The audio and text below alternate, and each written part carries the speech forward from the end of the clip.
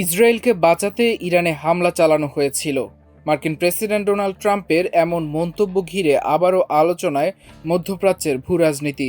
শুধু তাই নয়, ট্রাম্প দাবি করেছেন সেই হামলা না হলে আজ ইরানের হাতে পারমাণবিক অস্ত্র চলে যেতে পারত, আর তখন হয়তো পুরো অঞ্চলকেই ভয়াবহ পরিণতির মুখোমুখি হতে হতো।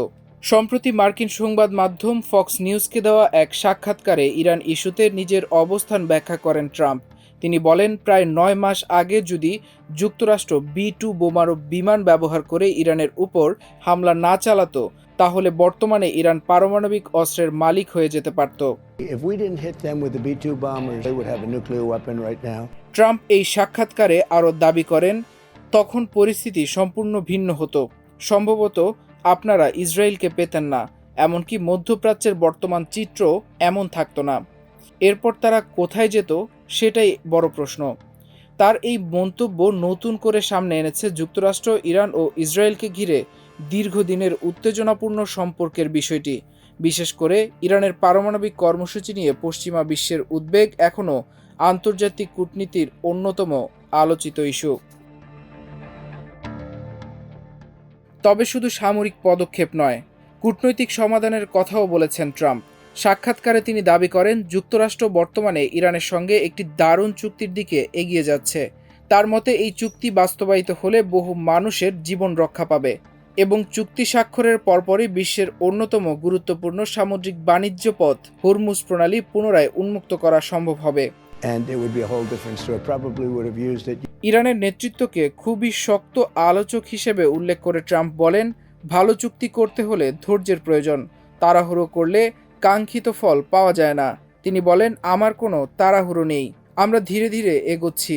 আমি মনে করি আমরা যা চাই তা পাচ্ছি, আর যদি তা না পাই তাহলে আমরা ভিন্ন উপায়ে এর সমাপ্তি ঘটাবো।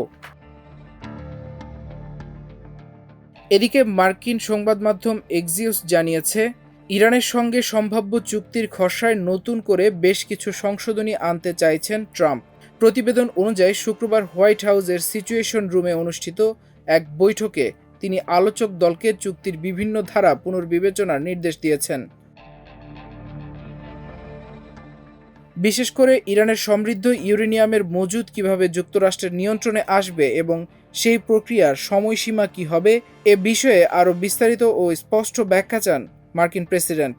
এছাড়া হরমুজ প্রণালী পুনরায় চালুর বিষয়েও চুক্তির ভাষা পরিবর্তনে আগ্রহ দেখিয়েছেন তিনি। সূত্রগুলোর তথ্য অনুযায়ী সংশোধিত প্রস্তাবের বিষয়ে ইরানের প্রতিক্রিয়া পেতে আরও কয়েক দিন সময় লাগতে পারে। তবে মার্কিন প্রশাসনের আশা, সপ্তাহের শেষ নাগাদ তেহরানের আনুষ্ঠানিক জবাব পাওয়া যাবে।